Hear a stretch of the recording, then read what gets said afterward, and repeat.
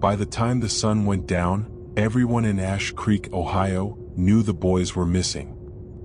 The sheriff organized search parties before darkness settled over the woods. Neighbors searched along the creek while fathers checked abandoned barns and empty fields. Mothers waited on front porches, hoping to hear 3 bicycles rattling up the gravel road. They searched until midnight. They searched again at first light. For nearly 6 weeks, the people of Ash Creek searched every place they could imagine 3 adventurous boys might have gone. They never found a single clue. There was no way they could have. Tommy Callahan, Ray Siciliano, and Eddie Parker were already 39 years into the future. My name is Peter Hale, and I've served as a time travel agent with the Outer Agency for nearly 3 decades. The agency is headquartered on Arcturus.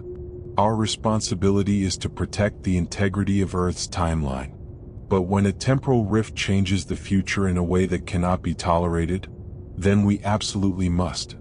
Most of our work passes unnoticed, exactly as it should.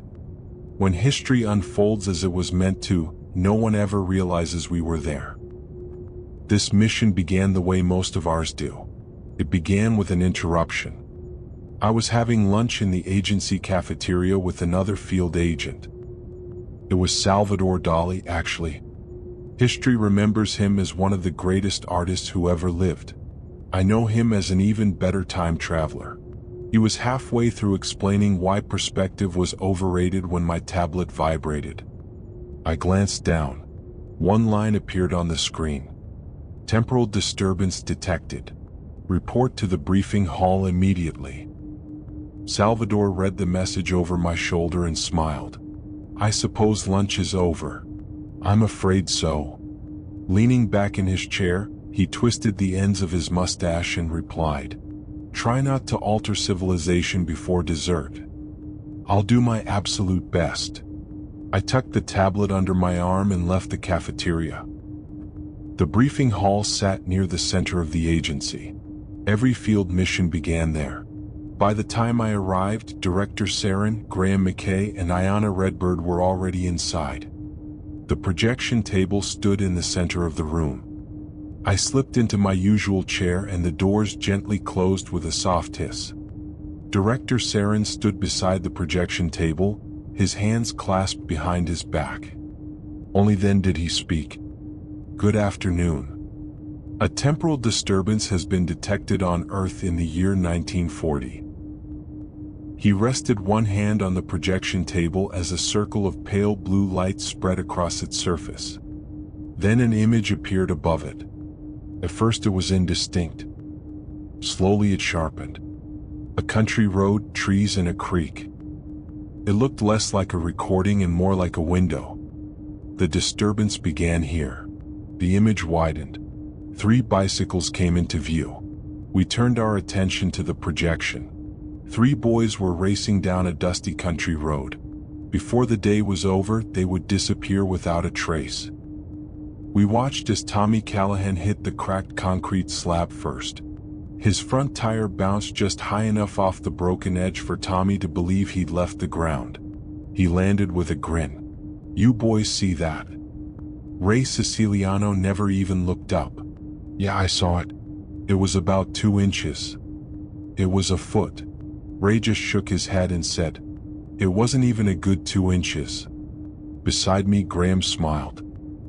"I like him already." Tommy looked back over his shoulder. "You're just sore because you can't do it." Without another word, Ray stood on his pedals and lined himself up with the cracked slab. "I'll show you what I'm capable of." Tommy laughed. "Don't chicken out now." Ray hit the concrete. Both wheels stayed firmly on the ground. Tommy doubled over laughing. "You got less air than I did." Ray couldn't help grinning. I wasn't really trying yet. A moment later, Eddie Parker caught up to them. "That's what you said yesterday, Ray." The 3 boys laughed and pedaled on. 100 yards farther down the road, Ray glanced toward the creek sparkling through the trees. "Anybody up for skipping rocks?" Tommy looked at him as though he'd asked the easiest question in the world. "You kidding?" He reached into his pocket and rattled something. "I always carry rocks." Ray finally turned to look at him. "You carry rocks around?" Tommy pulled one shoulder up. "Just the really good ones." "There are good ones?" "There are if you know what you're looking for." Eddie only shook his head. "He's telling the truth. He's always got rocks in his pockets." Tommy pulled one out and held it up. It was flat and smooth, almost perfectly round. Ray studied it for a moment before giving a reluctant nod. "I'll admit, that's a pretty good rock." Tommy smiled, clearly pleased with himself. "I know where to find him." "Where at?" Tommy's grin widened. "I'm not telling you." Ray groaned. "Oh, come on. No way I'm telling." "But we're best friends." Tommy answered without missing a beat. "Exactly. So you've got a secret rock place?" Slipping the stone back into his pocket, Tommy simply smiled. "If I told you, it wouldn't be secret anymore." Beside me, Graham chuckled. "I've met grown men less protective of gold." Ayana watched the boys for another moment before smiling. "They're only 12 years old. To them, those rocks are gold." Ray pointed toward the creek. "If either one of you thinks you're going to beat me to that creek, you've got another thing coming." Before he'd finished speaking, Tommy was already standing on his pedals. "You're on." The three boys raced toward the creek, laughing all the way. Tommy pulled slightly ahead. "I get first throw." Ray pedaled harder. "Only if you beat us there." Eddie pedaled until he drew even with Tommy and Ray. "You two know damn well I skip rocks better than either of you," Eddie said. Tommy laughed. "Since when?" "Since always," Eddie answered. Ray smiled. "I hate to admit it, Tommy, but Eddie might be right." Tommy looked at Ray. "Whose side are you on?" "The side that's going to beat you," Ray replied. Tommy shook his head. "I need better friends." Eddie smiled at that. "You couldn't find better friends if you tried." Ray nodded. "He's got you there." Tommy sighed dramatically. "I hate it when you two gang up on me." The boys kept pedaling and laughing all the way. As the road curved around the creek, each boy was forced to come to a screeching halt by the appearance of something they couldn't begin to understand. There, beside the creek, completely out of place and out of time, sat a bright red 1979 London bus. In the summer of 1940, these kids had never seen anything remotely like it. It wasn't simply that the machine was enormous. It looked as though it belonged to another world. Tommy was the first to find his voice. "What in the world is that?" Tommy asked. Ray never took his eyes off the towering red machine. "I don't know." Eddie stared at it for another moment. "What do you suppose it is?" Tommy swung one leg off his bicycle. "It sure ain't from around here." He let his bicycle fall where he stood. Ray climbed off his bicycle and dropped his beside Tommy's. Eddie stepped off his bicycle and let his fall across the other two. The three boys stood in silence. Tommy finally took a cautious step toward the strange machine. Eddie reached out and caught Tommy by the sleeve. "I wouldn't touch it." Tommy looked back at Eddie. "Why not?" Eddie nodded toward the strange machine. "'Cause we don't know what it is." Tommy looked back at the towering red machine. "That's exactly why I want to." For a long moment, the only sound was the creek moving quietly beside them. The bus didn't move. It didn't make a sound. It simply sat there. Tommy took another cautious step. Ray and Eddie followed close behind. The three boys slowly closed the distance. Then a sharp hiss shattered the silence. All three boys jumped. A folding door swung open. A man in a dark blue uniform stepped down onto the creek bank. He looked at the boys and the boys stared back at him. For several long seconds, nobody spoke. The driver slowly turned in a full circle. He studied the quiet creek, the surrounding trees, and the narrow country road before looking back at the three boys. His expression shifted from confusion to genuine concern. He removed his cap and ran a hand through his hair. "Bloody hell, what in God's name?" He looked back toward the bus. Then he looked at the three boys again. His voice was polite but unsteady. "Would one of you mind telling me where I am?" Tommy answered first. "You're in Ash Creek, Ohio." The driver frowned. "Ohio?" Ray nodded. "That's right." The driver blinked several times. Tommy glanced at Eddie. "I think he's even more confused than we are." The driver rubbed the back of his neck. "I just finished my shift. I was taking the bus back to the depot. I entered the Blackwell Tunnel." His eyes drifted toward the bus. Then all of a sudden, this white electrical haze filled the tunnel. I stood on the brakes, but there wasn't room to stop. The bus went straight into it, and when I came out the other side, London was gone. The three boys didn't know what to say. What the boys and the bus driver did not know was that the Blackwell Tunnel had been a place of paranormal activity since its construction in 1897. The public knew it as one of London's oldest road tunnels beneath the River Thames. For more than a century, people had reported things that couldn't be explained. Drivers claimed they entered the tunnel in daylight and emerged beneath a midnight sky. Motorists reported following cars that simply vanished.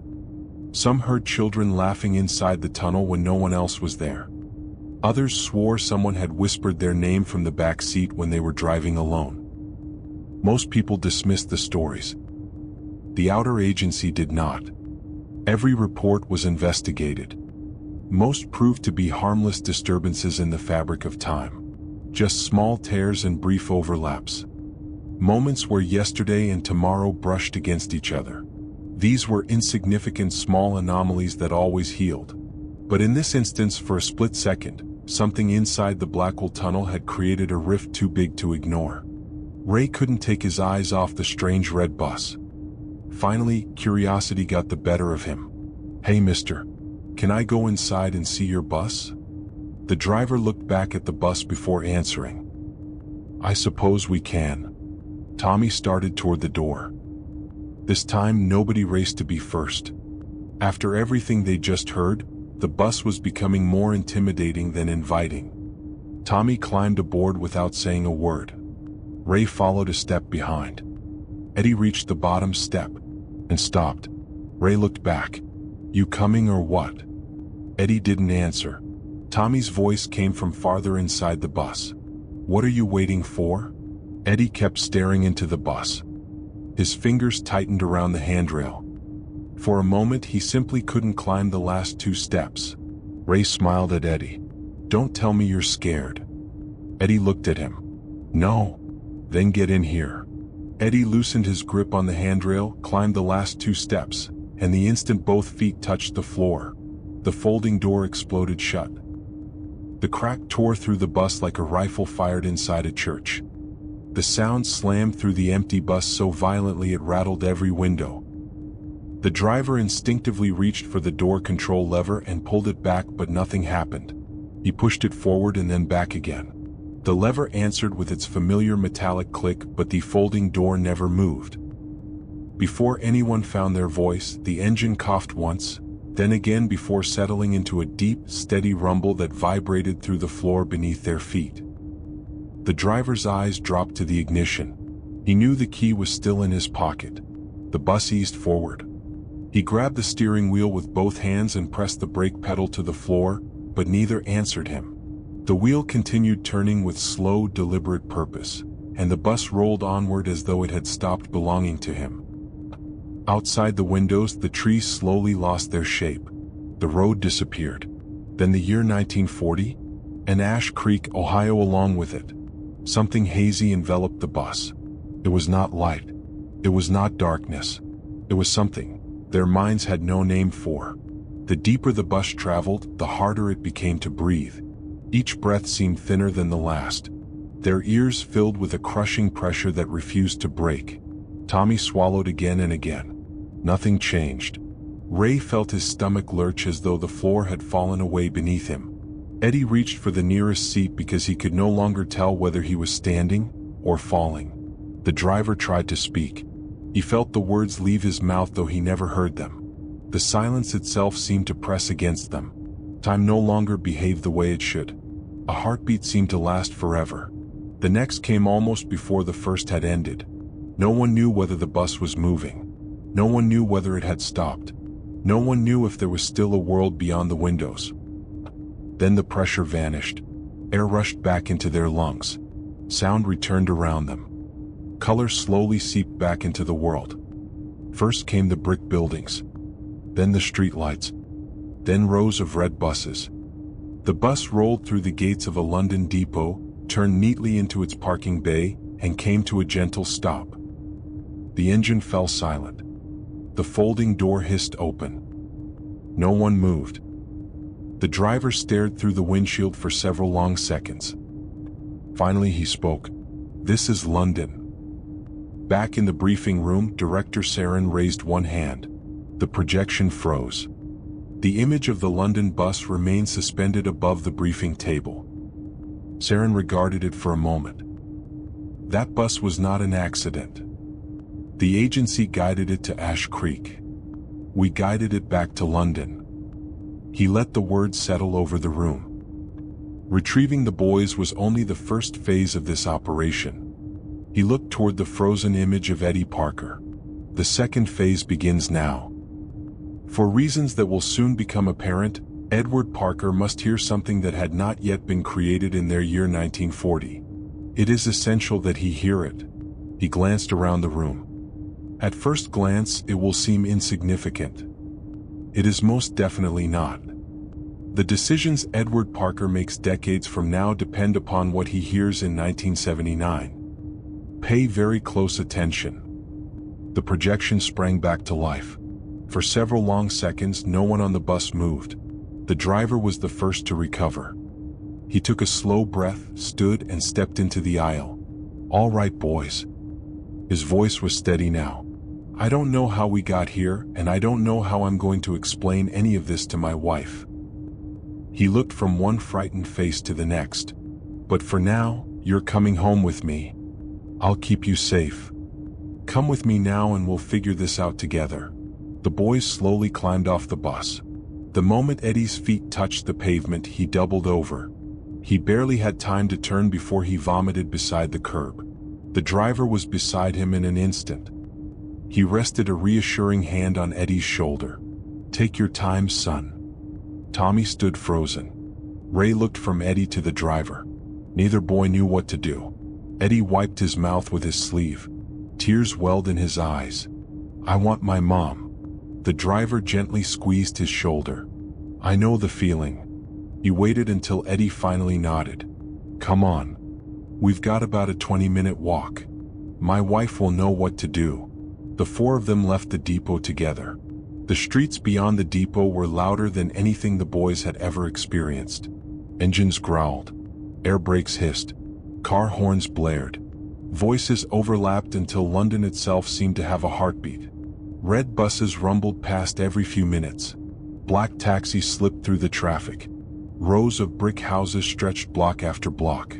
Red telephone boxes stood on busy corners. People hurried past carrying shopping bags and briefcases without giving the strange little group more than a passing glance. One elderly woman smiled as they passed. "What lovely costumes." The boys looked at one another. The driver smiled politely and kept walking. A few minutes later they reached a zebra crossing. Cars rolled to a stop. Tommy stared. "They're stopping for us." The driver nodded. "That's generally how it works." Ray looked both directions before crossing. "They just trust people?" "They trust the crossing." Tommy shook his head. "That'd never work back home." The driver laughed quietly. "No, I don't suppose it would." They continued deeper into the neighborhood. A jet roared overhead. All three boys stopped walking. Ray looked almost straight up. "What was that?" The driver smiled. "That is an airplane." Ray frowned. "No airplane flies that fast." The driver thought for a moment before answering. "They do now." They walked another block before the aroma of fresh bread from a nearby bakery mixed with the unmistakable scent of hot oil and malt vinegar drifting through the afternoon air. The driver pointed toward a small corner chip shop. Best fish and chips in the neighborhood. A few minutes later he stepped back outside carrying 4 steaming parcels wrapped in newspaper. As he handed one to Eddie, the date caught his eye. He stood there for just a moment. He had finally confirmed he was back in 1979. A feeling of relief washed over him. He folded the newspaper over the fish and chips and smiled. "Come on, boys. Let's eat while it's hot." The four of them settled onto a low brick wall beside the pavement. For the first time since Ash Creek, nobody felt the need to speak. Tommy took a bite. His eyes widened. "This is the best fish I've ever eaten." Ray copied the driver and splashed vinegar across his chips. He took one bite and nearly coughed. "What is that?" "Malt vinegar." Ray frowned. "I don't think I like it." The driver chuckled. "Most people don't the first time." Tommy reached over. "Let me try." He stole one of Ray's chips. His face twisted. "That ain't for me." "Still, that fish is pretty terrific." The driver laughed. "I'll take that as a compliment." Across the street, a teenager leaned against a brick wall with a silver boombox resting beside him. Without warning, an electric guitar ripped through the afternoon traffic. A guitar growled before climbing higher, bending notes that seemed impossible, twisting through the air with effortless confidence before crashing back into a rhythm that somehow felt both wild and perfectly controlled. Nobody noticed Eddie. He had stopped eating. Something inside him had come alive. The music didn't sound like anything he had ever imagined. It wasn't polite. It wasn't careful. It was wild. Every note seemed to push against the rules of everything he thought music was supposed to be. Without realizing it, he had stopped eating altogether. Tommy looked up. "What in the world is that racket?" Ray listened for a second. "Is that supposed to sound like that?" The driver barely looked up from his dinner.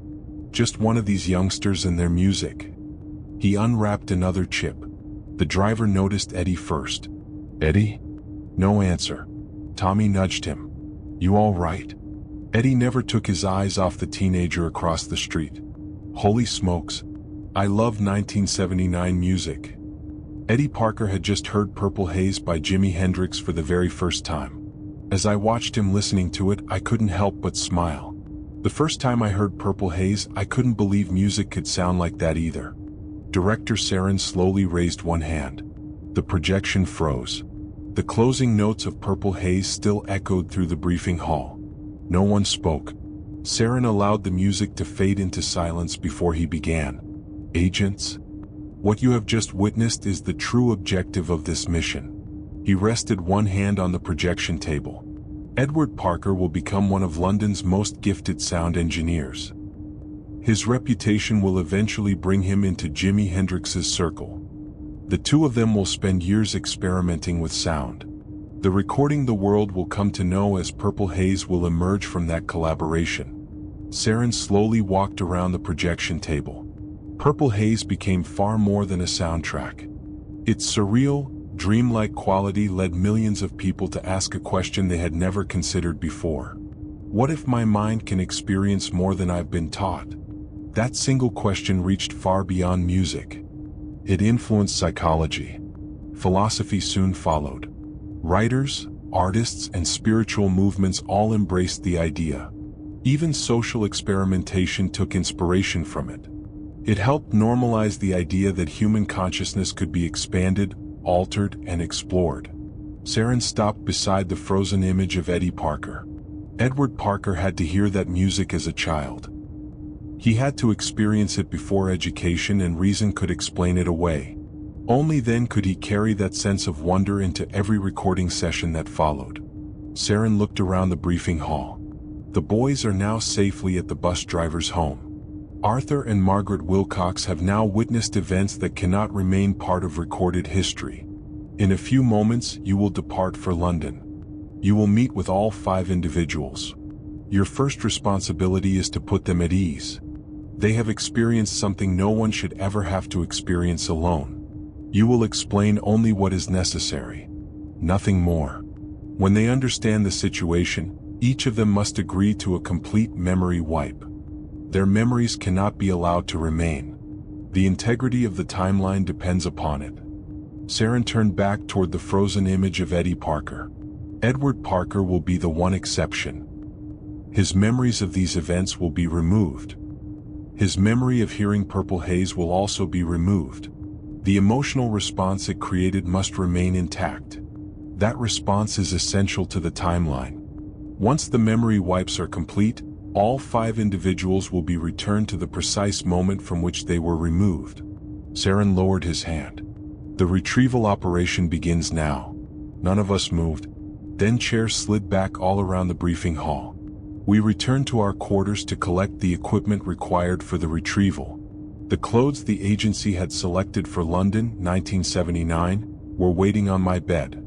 A charcoal sports jacket, a pale blue shirt, a narrow tie, dark trousers. Nothing about them would draw a second glance.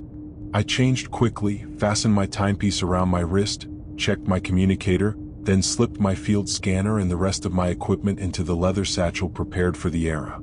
A few minutes later I met Graham and Ayanna outside the transport chamber. Graham looked down at the brown tweed jacket he'd been issued and frowned. I look like an accountant.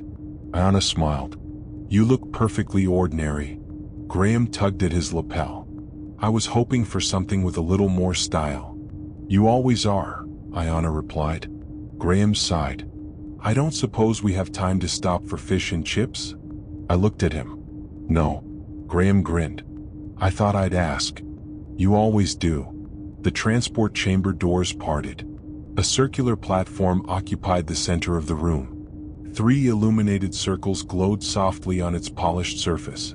Graham stepped onto one. Ayanna stepped onto another. I took the third. The coordinates had already been programmed.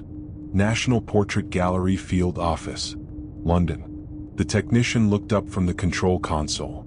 The monitoring team confirms all 5 subjects remain at the residence. Arthur and Margaret Wilcox are with the boys. I nodded once. Initiate transport. The white light rose around us. Even after all those years, transport always unsettled me for the briefest instant. My balance disappeared. My stomach seemed to hesitate. Then the feeling was gone as quickly as it had come. Solid ground returned beneath my feet. I drew a quiet breath. London. We had rematerialized inside the field office beneath the National Portrait Gallery. A man in a dark suit was already waiting beside the transport platform. Agent Hale. I nodded. He handed me a sealed manila envelope. Current British currency. Underground tickets. Folded street map. Your route has been marked. I slipped the envelope into my satchel. Thank you. The station entrance is at the top of the stairs. Follow the marked route. Understood. He stepped aside. That concluded our business. I looked at Graham and Ayanna. Let's go. Together we climbed the stairs toward the streets of London. The Bakerloo line was busy without being overcrowded. We found 3 seats together. At the next station, a man stepped aboard carrying fish and chips. The unmistakable smell of fish and chips drifted through the carriage. I looked at Graham. His eyes never left the fish. Ayanna leaned toward him. Graham, she whispered, control yourself. Without taking his eyes off the meal, Graham answered, I'm exercising remarkable restraint. You've been watching every bite. I'm observing British culture. Ayanna rolled her eyes. The train slowed into the next station. The man finished the last of his chips and stood. As he passed our seats, he stopped in front of Graham, reached into his pocket, and placed a £1 note in Graham's hand. Bloody hell, man. Go get yourself something to eat. And don't stare at people's chips. Before Graham could think of a reply, the doors closed behind the man and the train pulled away. Graham looked down at the note in his hand. I didn't realize I was being that obvious. A recorded voice broke the silence inside the carriage. Charing Cross. Change here for the Jubilee line. That's us, I said. The doors slid open and we stepped onto the platform. A short time later, we emerged from Poplar Station into the warm London afternoon. I checked the address. It isn't far. We had gone less than a block when Ayanna stopped outside a small convenience store. I'll be right back. She disappeared inside. Graham watched the door. A minute later she returned, slipping something into her purse. What was that? Graham asked. A lottery ticket. He looked at her.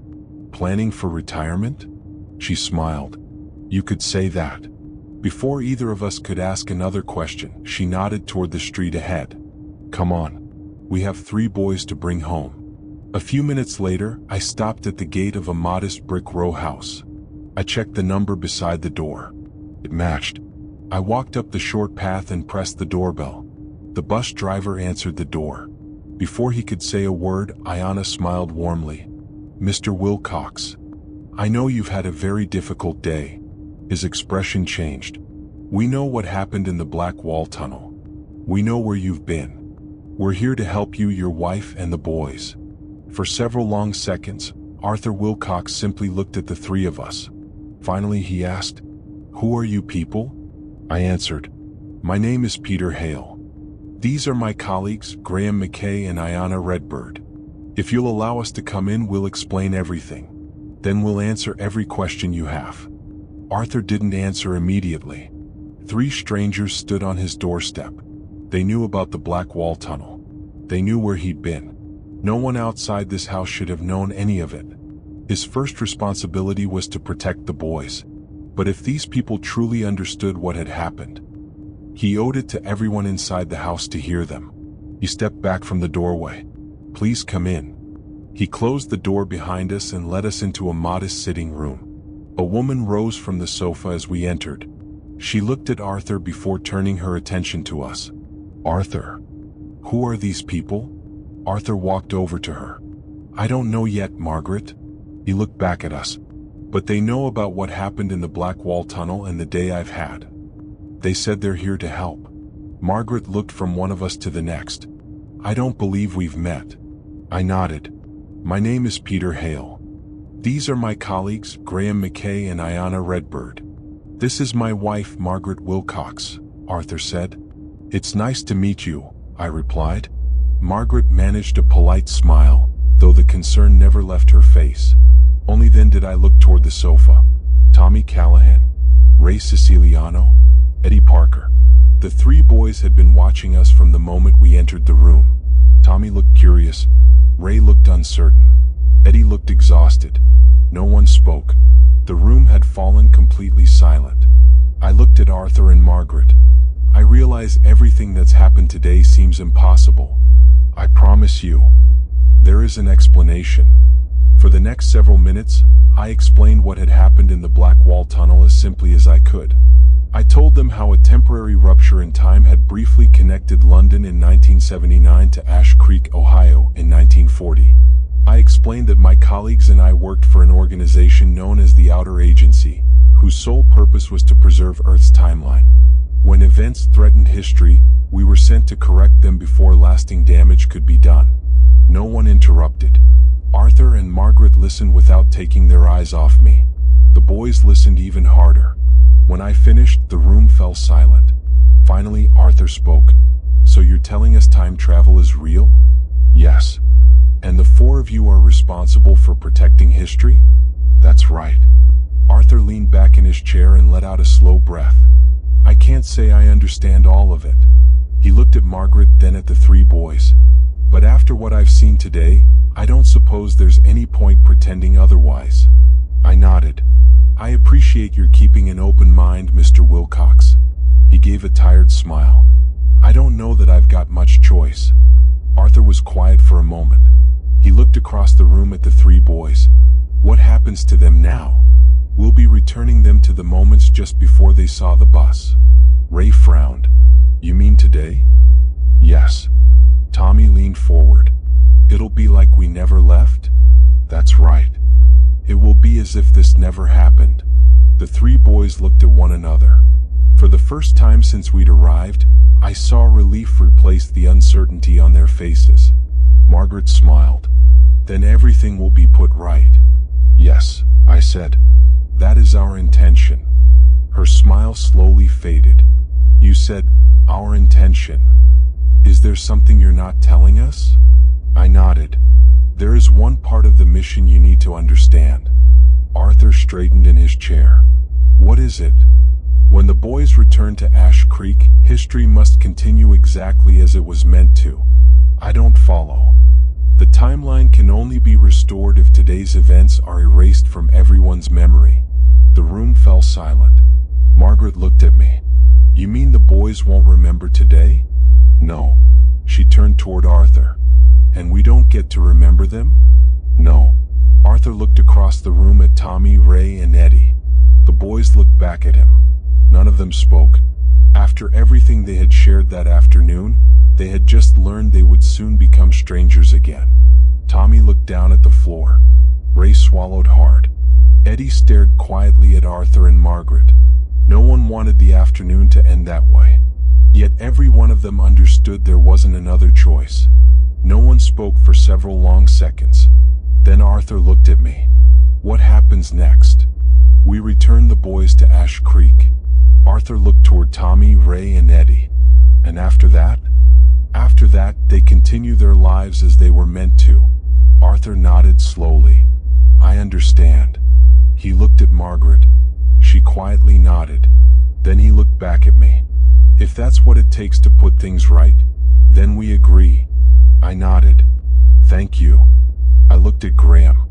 We should go. Everyone stood. The boys and the Wilcoxes looked at one another. No one tried to find the right words. There weren't any. They simply stepped forward and shared warm hugs before the moment passed. Then Graham opened the door. Tommy, Ray, and Eddie followed us out onto the street. Ayanna remained behind with Arthur and Margaret.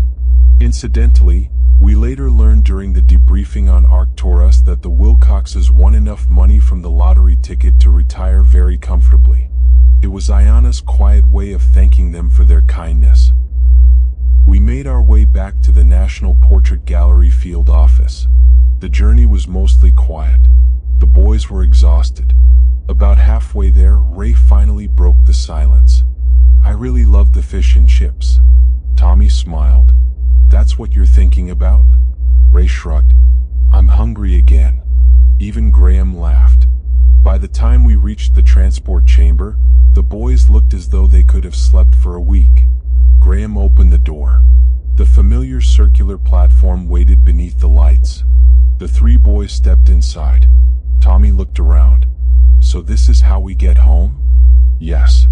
Ray looked at the platform. Will we feel anything? You may feel slightly dizzy when you arrive. The feeling won't last. Eddie looked at me. Then we'll be back at the creek? Exactly. Graham moved to the control console. The coordinates were set, along with the calculations for the memory wipe. I looked at the three boys. Ready? Tommy nodded. Ray took a deep breath. Eddie smiled. I'm ready to go home. The transport chamber came to life. White light rose around the three boys. The light grew brighter until I could no longer make out their faces. A heartbeat later, it faded. The platform was empty.